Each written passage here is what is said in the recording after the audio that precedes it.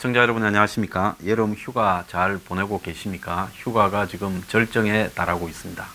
더운 여름, 올해 너무 덥습니다. 이 더위를 황장수 뉴스 브리핑과 함께 즐겁게 넘기시기 바랍니다. 오래간만에 오늘은 월드 인사이드 코너가 부활했습니다. 그동안에 이 시간에 같이 하던 배성희 변호사는 본인의 일정이 바쁘고 또 저와 일정을 맞추기가 어려운 관계로 저희 방송에서 이렇게 하차를 하고 배 변호사님이 빠진 자리에는 다음 주부터 또 좋은 평론가님을 모셔서 여러분을 찾아뵙도록 하겠습니다. 많은 기대를 해주시기 부탁드립니다. 자, 오늘 이 월드 인사이드는 최근에 그 중국의 힘, 사실 한국에는 어느 시점에서부터 중국을 과대평가하는 그런 부분들이 넘쳐나고 있습니다. 그래서 친중 세력들이 너무나 많이 한국 사회에 이렇게 번져 있고, 그러다 보니 중국과 관련되는 문제는 무엇이든 과대평가하고 확대 해석하는 부분들이 넘쳐나면서 이 부분들이 좌파의 특유의 민족주의와 사대주의하고 결합이 되면서 지금 북한의 비핵화 국면을 사실상 중국의 시진핑이 배후에서 좌지우지하는 양상을 보이고 있고, 그간의 중국은 그래도 미국을 두려워하면서 숨어서 시진핑과 김정은이 서로 이렇게 외면하는 모양새를 하면서 중국이 북한을 이렇게 통제하려 하는데, 북한이 김정은 세대에 와서는 아버지 김정일과는 다르게 말을 잘 듣고 있지 않다. 이런 부분들을 중국이 대외적으로 설명하려 했습니다. 그런데 북한이 핵과 ICBM을 거의 실용화시킨 뒤에부터는 이 시진핑과 김정은 두 사람이 이제는 그간에 숨어서 물밑으로 지시하고 서로 짜고 하는 부분에서 우리가 내놓고 하자 이렇게 돼서 생전에 안 만나던 이 두 사람이 올해 들어서만 3번이나 만났습니다. 그러면서 사실상 북한의 가짜 비핵화 쇼에 한국의 문재인을 끌어들여서 시진핑, 김정은, 문재인 이 세 사람이 1대3으로 미국에 맞서서 비핵화를 속이려 하고 있습니다. 자, 그러면서 얼마 전에는 양재철 국무위원이 방한을 해서 한국 정부에 잔뜩 겁을 준 다음에 중국이 참여하는 남북 미중 4자 종전선언을 받아들여라 해서 한국이 굴복을 했습니다. 이에 미국은 국무부의 중국 담당자들을 한국에 보내서 한국 정부가 도대체 중국에 대해서 무슨 생각을 하고 있는가를 얼마 전에 와서 묻고 갔어요. 우방끼리 이런 부분에 대해서도 의심이 들어서 이 중국 담당자들이 미국의 국무부에 중국이 아니라 한국에 와서 한국 전문가들, 그러니까 한국의 중국 전문가들이나 한국 정부 관계자들을 만나서 한국 정부의 의도를 묻고 갔다는 것은 매우 심각한 일이 아닐 수 없습니다. 한국이 미국을 종전선언 평화협정을 통해 가지고 이렇게 몰아내고 주한미군을 정리하고 그 대신에 중국에 붙어서 과거의 중국의 식민국가로 복귀하려고 하는 것인가, 이 부분이 지금 미국의 조야에서 나오는 끊임없는 의심이라고 할 수 있습니다. 자, 그러면 중국이 과연 미국에 도전할 만큼, 우리가 중국에 기대어서 살아갈 수 있을 만큼 세계적인 열강이 되었는가, 그리고 중국이라는 체제가 믿을 만한가에 대해서 월드 인사이드에서 좀 탐문을 해보도록 하겠습니다. 중국의 인구는 공식적으로 13억 8천만 명입니다. 일본은 1억 2,600만이고요. 미국은 3억 2,600만, 한국은 5,110만입니다. 그러면 이 GDP는 어떤가? GDP를 봤을 때는 한국이 1이라면 미국은 12.7배 한국에, 일본은 한국의 3.2배, 중국은 한국의 7.8배입니다. 인구가 워낙 많다 보니까 발생되는 영향인데요. 자, 그러면 1인당 GDP는 어떻게 되느냐? 한국은 2017년 말을 기준으로 29,730달러, 3만 불이 조금 못 되고 있습니다. 세계 29위입니다. 중국은 8,383달러, 세계 77입니다. 한국의 30%밖에 안 됩니다. 그 다음에 일본은 38,550달러, 세계 23위로 한국의 1.3배입니다. 미국은 59,495달러, 거의 6만 불 되면서 한국의 2배로 세계 7위에 있습니다. 자, 이 부분만 보더라도 미국이 압도적인 우위에 있다, 이렇게 볼 수 있고요. 자, 군사력에서 봤을 때는 국방비를 한국이 1위라고 하면 한국이 세계 10위입니다. 중국은 한국의 5.9배의 군사비를 쓰고 있고요. 일본은 한국의 1.3배, 그리고 미국은 한국의 16.6배. 그러니까 미국이 군사비 지출로는 세계 1위, 중국이 2위, 일본이 8위, 한국이 10위다, 이렇게 볼 수 있습니다.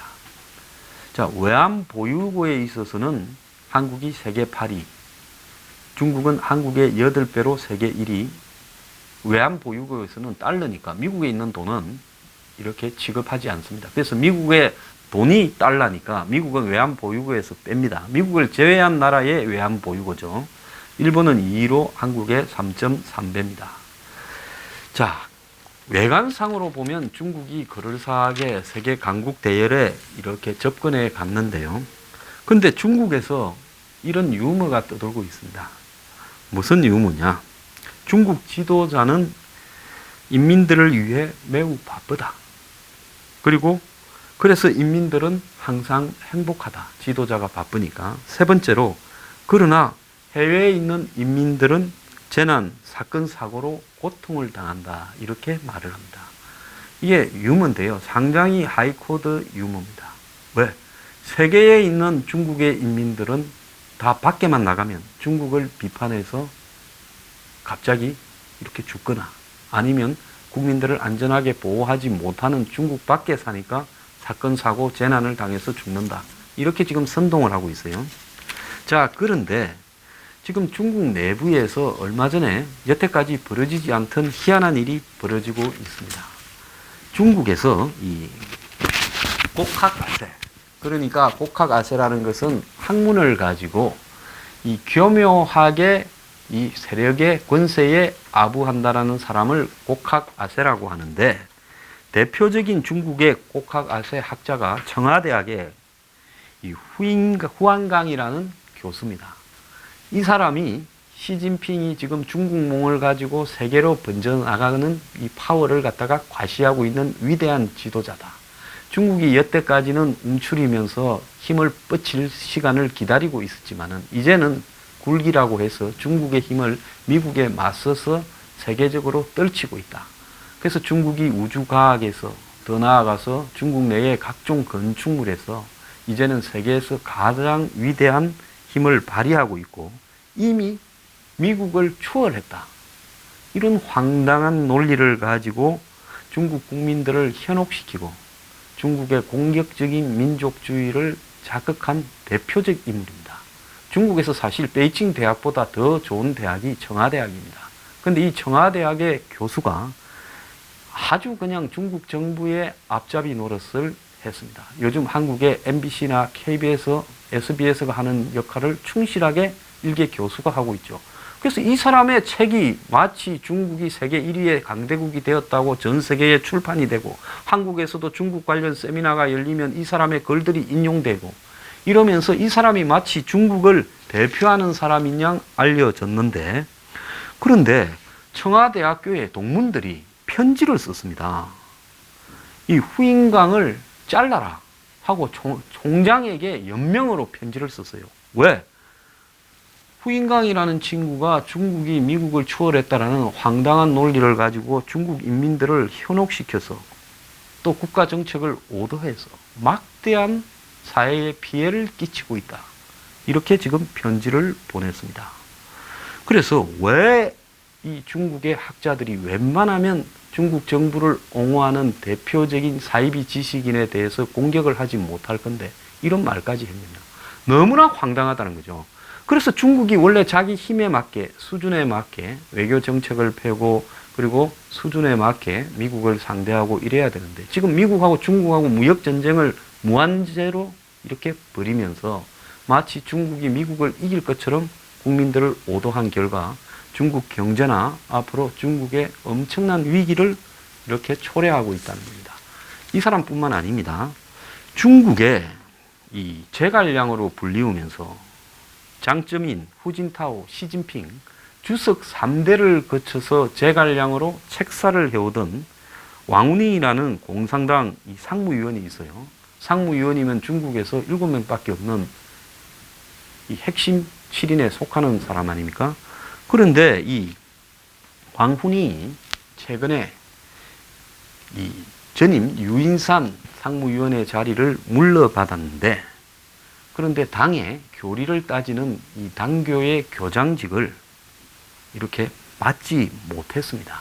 그래서 얼마 전에 중국의 이 고위층들이 모여서 핵심들이 베이다이어 북대하라고 부르는 중국 고위층들의 영빈관에서 자신들의 당의 방향을 정리하는 그런 모임을 가졌는데, 이 책사들이 대체로 이 주도권을 가지고 사회를 봤는데 왕운이 여기서 물려났습니다.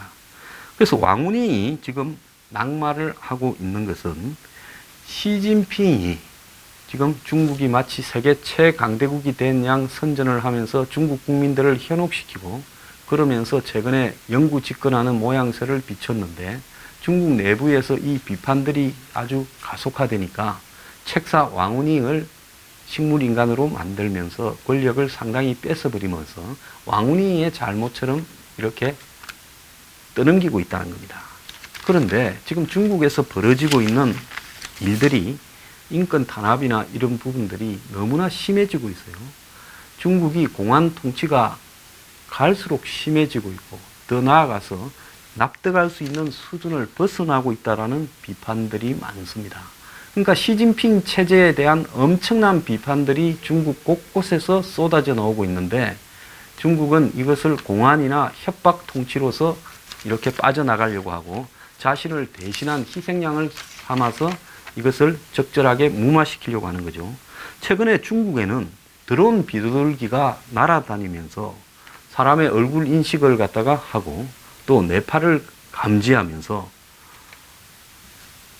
이 중국의 공안 통치를 강화하는 이런 일까지도 벌어지고 있습니다. 그래서 최첨단 감시망을 동원해서 국민들을 꼼짝하지 마라. 어떻게 사람 뇌파를 감지하는 드론 비둘기나 이 경찰의 모자 속에 뇌파를 감지하는 것을 기능을 넣어놨다.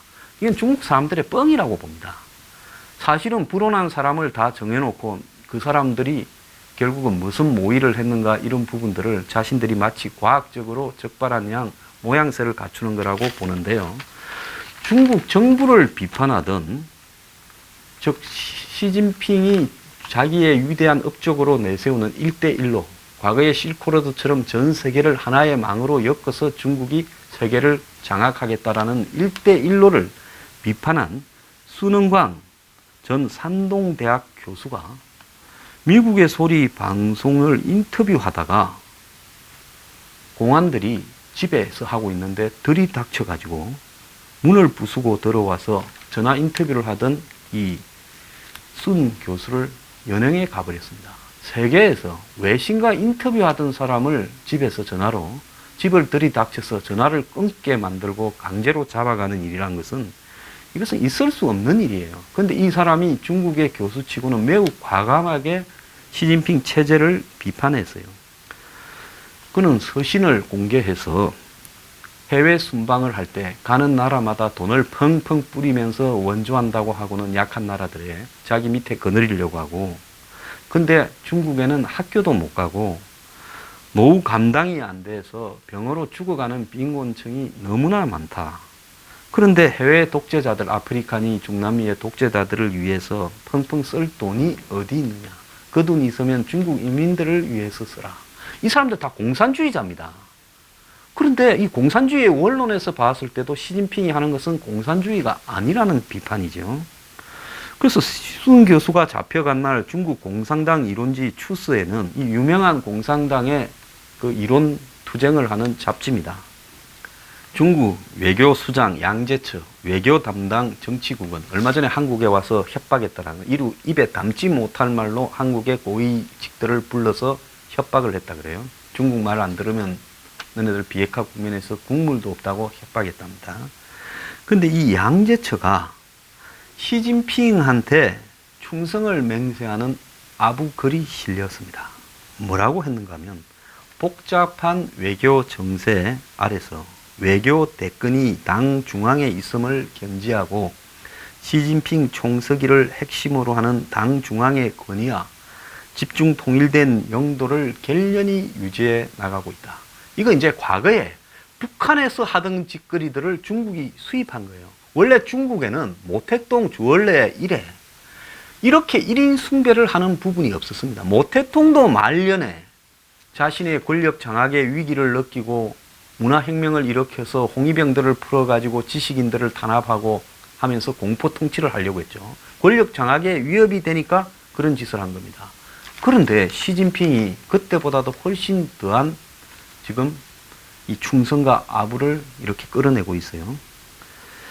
자, 그래서 양재천은 시진핑을 핵심으로 하는 통일영도라고 해서, 이 통일이라는 것은 대만하고 통일이겠죠.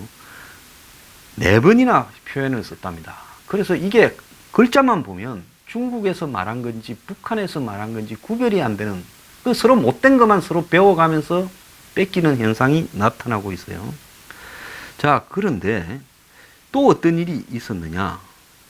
중국의 시진핑을 비판하는 한 여성이 정신병원에 강제로 수용되는 일이 발생을 했습니다.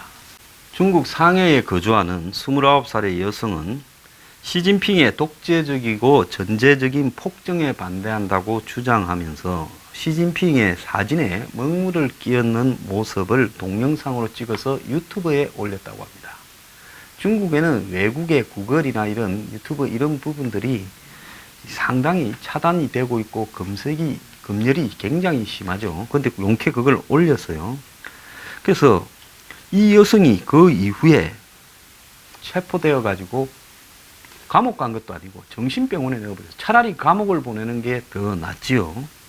그래서 정신병원에 강제 수용되는 부분이 발생한 뒤에 이 여성의 아버지가 딸이 이유 없이 정신과 병원에 수용되어 있다. 집으로 딸을 돌려보내달라고 인터넷에 올렸다는 겁니다. 자, 그런데 이 아버지는 딸 병원을 찾아가서 면회를 요구하다가 공안에 위협이 되고 있다고 해서 경찰에 구속되어 버렸다고 합니다. 자, 이게 나라라고 볼 수 있습니까? 유사보가 거의 죽을 때가 돼서야 풀어져서 석방되고 난 뒤에 곧바로 죽어버리는 노벨 평화상을 받았던 일들을 우리가 봤고요. 자, 이것이 중국의 인권의 수준입니다.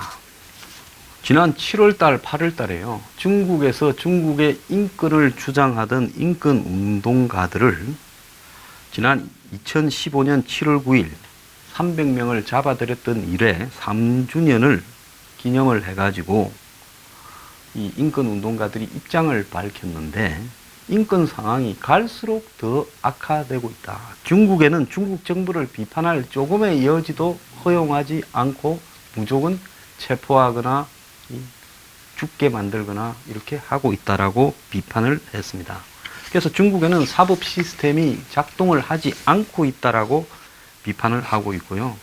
지금 류사오버 노벨 평화상을 받았던 이 위대한 인물이 죽은 지 1주기가 되었는데 중국은 노벨 평화상을 류사보를 하여금 받는 부분에 대해서도 그걸 받지 못하도록 엄청나게 압력을 넣었는데, 그러면 류사보가 죽게 되어서야 석방되어서 석방되자마자 죽는 이 과정을 전 세계가 지켜보고 비판을 했는데 그 이후에 중국 정부가 반성을 하기는커녕 인권 상황은 더욱더 악화되어 가고 있다는 거고요.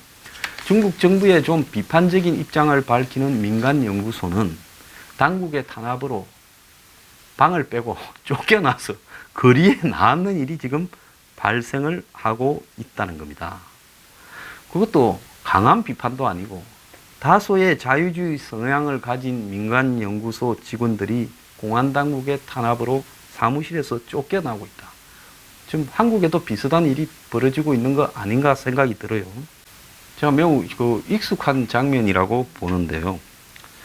이 텐저 경제연구소의 임차 계약이 사무실에 2020년이 종료인데 사무실을 임대한 부동산 회사 측에서 중도 계약 종료를 줄기차게 요구하고 이 회사의 웹사이트와 소셜미디어는 강제로 폐쇄되었답니다. 그래서 연구소 측이 버티니까 계약 종료를 거부하고요. 이 부동산 회사가 전기를 끊고 물을 끊어버리더니 용접공을 동원해서 문을 용접을 해버렸다는 겁니다. 그래서 사무실 안에 있던 직원 5명은 안에 갇혔대요. 용접을 해서. 그래서 경찰이 와서 구조한다고는 꺼내놓고는 다시는 못 들어가게 만들어버렸다고 합니다. 근데 중국의 이런 인권 탄압이 중국에만 거치는 게 아니라 지금 중국이 50년 동안 독자적인 체제를 보장해 주겠다고 한 홍콩에 대해서도 똑같이 적용을 하고 있어요. 지금 홍콩 사람들은 전부 다 중국에 사기당했다라고 생각하고 중국과 합병이 되던 97년에 왜 우리가 홍콩을 떠나지 않았는가 다 후회하고 있다고 그래요. 그래서 홍콩이 따로 독립되어 가야 된다고 하는 군소 정당들이 있었는데 중국 정부가 경찰을 동원해서 이 군소 정당들을 강제 해산을 지금 시키려고 하고 있다는 겁니다. 그래서 그것도 홍콩 행정청에 이 법률을 강제로 만들어서 중국 앞잡이들만 다 의원들을 하고 있으니까 그래서 법에 의해서라는 이 핑계로 정당을 강제 해산시키는 일이 지금 발생을 하고 있습니다. 이 홍콩 민족당이라는 정당은 2014년 홍콩 민주화 시위 요구 이후에 우산혁명이라고 그때 우산으로 경찰의 체류탄이나 살수포를 막았지요. 그래서 이후에 2016년에 그래도 정치적으로 우리가 힘을 키워서 홍콩이 중국에서 독립하자라는 주장을 해왔는데 이 정당을 강제 해산시켜 버렸다는 겁니다. 그것뿐만 아닙니다. 반 시진핑을 외치던 중국의 예술가는 아이웨이웨이라는 이 예술가가 베이징의 작업실이 아무런 사전 통지 없이 강제로 당국에 의해서 어느 날 가보니까 철거돼 버린 거예요. 자, 이 사람은 독일 베를린에 거주하고 있는데 이제 중국에서는 접속할 수 없는 인스타그램은 중국에서는 아예 볼 수가 없습니다. 그걸 통해서 자기 사무실이 중국에 있는 사무실이 철거되는 과정을 공개를 했습니다. 그래서 이 사람이 일종의 그 설치 미술을 하는 스튜디오를 베이징 시내에 만들어 놨는데 중국 정부의 비판적이라고 해서 철거를 해버렸다는 겁니다. 용기 있는 이 중국 청와대학교의 법학원 교수인 시장능 교수는 시진핑을 보고 개인 숭배 중단하고 국가 주석 임기제를 복원시켜라고 비판을 했습니다. 자, 지금 이 미중 무역 전쟁이 벌어지면서 공산당 통치의 정당성을 부여해온 안정적인 경제 성장이라는 것이 중국의 지식인들에게는 이제는 신기루였다. 말짱 거짓말이었다라는 것이 입증되어 가고 있고 이 와중에 중국에서 가짜 백신 파동이 생겼습니다. 우리가 이 가짜 백신 사건에 앞서서 한 10년 전에 중국에서 벌어진 모유 수유 운동, 전부 애를 내 젖을 먹여서 키우겠다라는 운동의 바탕이 되었던 멜라민이 함유된 가짜 분유 사건을 기억을 할 겁니다. 멜라민은 질소가 많이 함유된 공업용 화학물질이죠. 그래서 플라스틱이나 비료, 염료, 접착제의 원료로 사용되는데 이 멜라민을 섞어가지고 분유를 만들었어요. 이렇게 식품검사기관이 단백질 함량을 잴 때 중국에서 단백질 농도 대신에 단백질의 주 성분인 질소 함량을 측정을 하니까 중국의 최대 유가공 업체를 비롯한 무려 22개 업체가 단백질 대신에 값싼 질소 함량이 높은 백색 분말인 멜라민을 분유에 섞어서 팔았습니다. 그래서 그 멜라민 분유를 먹은 중국의 유아들 중에서 6명이 사망을 하고 30만 명이 병원에 입원하는 사태가 벌어졌습니다. 그래서 그때 뒤부터 중국에서 살만한 사람은 전부 홍콩으로 걸어 나가서 외국산 분유를 수입하고 모유 운동을 벌이고 했습니다. 자, 그래서 이 사건으로 2008년 베이징 올림픽으로 중국의 달라진 분위기를 세계에 가시하려던 계획이 완전히 망신을 당했죠. 그런데 최근에 이 멜라민 분유 사건 2가 일어났습니다. 가짜 백신 사건이 또 생겼어요.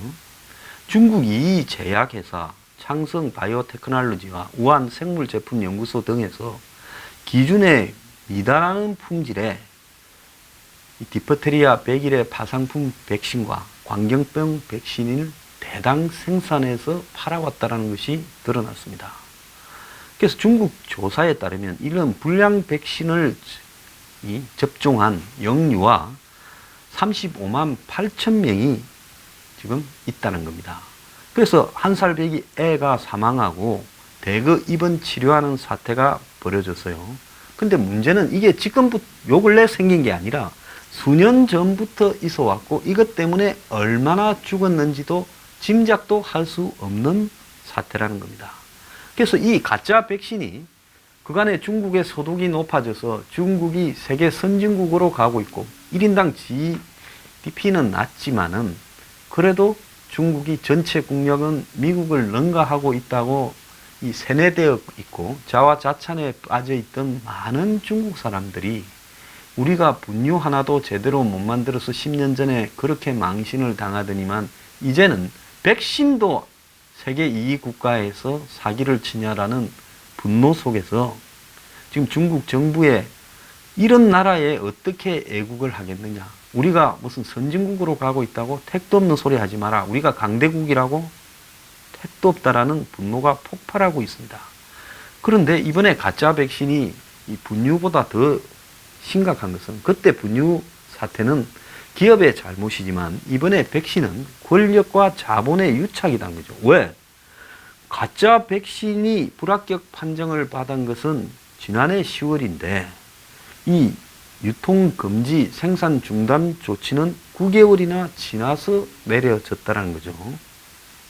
그리고 과거에도 유사한 잘못들을 많이 했는데 정부 당국이 이를 처벌하지 않고 내버려 두었다는 겁니다. 자, 우리가 이것뿐만 아니라 중국이 지식재산권, 지적재산권을 이런 부분에는 아예 개념이 없는 나라라는 것을 잘 알고 있어요. 그래서 중국 사회는 외관상으로 나타나는 캐퍼, 전체의 총량과 크기에 비교해서 그 나라의 기본적인 시스템 자체가 한마디로 분유도 제대로 안심하고 먹을 수 없고 병원에 가서 백신 주사도 제대로 맞을 수 없고 애를 낳으면 그 애가 무사히 살아남기를 기도해야 되는 정도라는 거죠. 그래서 중국을 잘 아는 사람은 중국의 유통망은 천년이 가도 개선되지 않을 것이다. 중국 사람 DNA에 속이는 유전자가 있는 한은 이것은 절대 개선될 수 없다라고 이야기까지 하고 있습니다. 마찬가지로 중국의 금융망은 중국에 진출한 해외 기업들이 전혀 이용하지 않고 있어요. 왜? 믿을 수가 없다라는 부분이죠. 지금 미국이 중국에서 이렇게 지적재산권을 침해하는 일들이 너무 많이 벌어져서 이것도 무역전쟁의 하나의 이유기는 한데 중국이 미국의 레전드리 같은 영화사를 사들이고 그 미국의 각종 로펌이나 이런 부분에도 개입하고 한다 하지만은 결국은 중국은 이런 것들을 통해서 약간의 노하우를 배운 다음에 중국 내에는 게임이고 영화고 음악이고 해적판 불법 유통물들이 넘쳐나고 있다는 거예요. 우리 짝퉁의 대부분이 중국에서 만들어지지 않습니까? 명품, 시계 뭐 전부 다요. 그래서 중국이 세계에서 강대국이라고 이야기하려면 자기 나라 국민들이 먹고 마시고 하는 기본적인 것부터 제대로 만들고 법이 그런 부분을 감시하는 시스템에서 최소한의 제대로 작동을 하고 유통망에 있어서 속임수가 없고 그 다음에 지적재산이나 이런 부분을 보호하고자 하는 이런 시스템 자체도 갖추지 못했다는 겁니다. 그러면 이것이 중국이 발전하는 과정에서 벌어지는 후진적인 필연성의 문제냐 아니면 중국의 공산당의 부패와 중국의 부패한 거대한 관료주의 시스템에 내재되어 있는 기본적인 고질적 문제냐라고 봤을 때는 저는 공산당의 부패적 속성, 왜 1인 지배 국가니까요. 일당 독재고요. 거기에 더해서 중국의 거대한 계획적 관료 경제가 낳는 필연적인 문제라고 봅니다. 그러면 중국이 정부가 좌지우지하는 보이지 않는 경제 통계에서는 얼마나 속이겠어요? 먹고 마시고 보고 하는 것도 다 속이는데 중국 정부의 경제 통계라는 것을 믿을 수가 있느냐? 중국의 경제 성장률이 1년에 뭐 7%다 8%다 하는데 이게 7, 8%냐? 저는 3%도 안 된다고 보고 있습니다. 중국 정부가 발표하는 부채, 국가 부채나 중앙정부, 지방정부, 기업 부채가 과연 정확한 거냐? 10분의 1도 안 된다고 보고 있습니다. 그러면 중국은 뭐냐? 달리는 호랑이 등에 올라탄 상태다. 계속 달리면 절벽으로 떨어지고 내릴라 해도 떨어져서 잡아먹히기 때문에 결국은 망할 때까지 저렇게 질주하다가 어느 순간에 망할 수밖에 없다는 거예요. 중국 같은 시스템이 망하지 않고 돌아간다면 이것은 기적이죠. 세계 경제학 교과서도 다시 써야 되고 이 선진 사회의 시스템이 필요 없어지는, 한마디로 서구의 오랫동안 민주주의를 통해서 혁명을 통해서 만들어 온 서구의 시스템이 이건 의미 없는 거다. 우리가 역사를 전부 새로 인식해야 됩니다. 그렇기 때문에 중국은 그게 아니라면 필연적으로 망할 수밖에 없는 사회 구조를 가지고 있다는 겁니다. 그런데 한국이 세계에서 제일 다른 사회 시스템, 미국의 식약청 같은 데 한번 보세요. 얼마나 엄격하게 이런 부분에 감시를 합니까? 가장 믿을만하다고 하잖아요. 전 세계에서요. 미국이 자동차를 다루는 거 한번 보세요. 폭스바겐을 전부 그냥 몸팔게 만들면서 수십조를 때려버리지 않습니까? 자, 이런 미국의 시스템, 그리고 미국의 이 대통령까지도 견제하는 의회 시스템, 대통령을 비판하는 언론 시스템, 그리고 미국의 수많은 싱크탱크들이 바치고 있는 시스템, 그리고 이 부정이나 부패를 용납하지 않는 시스템, 이런 것이요, 오늘날 엉망같이 보이는 미국 사회를 유지하는 가장 선진적인 시스템이라는 겁니다. 이것과 중국의 시스템을 비교했을 때 둘 중에 누가 흥하고 누가 망하는가는 따져볼 필요도 없는 겁니다. 그런데 한국의 사대주의적 친좌파들은 지금 중국을 과거에 조선이 명청을 떠받드는 것처럼 떠받들고 그 똘마니 북한의 김정은을 떠받들면서 한국을 미국에서 떼서 범중화권에 넣어서 중국 옆에서 빌붙어 사는 국가로 만들려고 하고 있습니다. 지금 중국 내에 저렇게 공포 통치를 해도 수많은 사람들이 중국의 시진핑을 비판하면서 정신병원으로 감옥으로 끌려가고 있습니다. 지금 시진핑의 앞잡이로 떠들던 왕운이나 후인강 같은 사람들이 개망신을 당하는 사태가 벌어지고 있습니다. 중국 경제 종말이 제가 볼 때 2, 3년 안으로 다가올 거라고 보고 있고요. 전 세계의 경제 위기는 중국발로 터질 거라고 저는 생각하고 있습니다. 자, 최근에 이 북한과의 가짜 평화 사기 쇼에 혹해서 중국에 기울고 있는 국민들이 상당히 많이 있어요. 저는 우리 내부에 유전자 속에 기본적인 사대적 기질이 만연해 있는 것이 아닌가 우리 스스로가 돌이켜 봐야 돼요.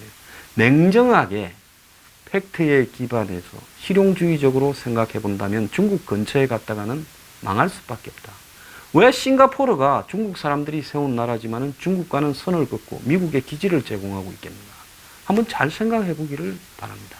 자, 우리 중국의 신기루에서 벗어났어요. 중국을 있는 실체 그대로 생각해 볼 시간이 되었습니다.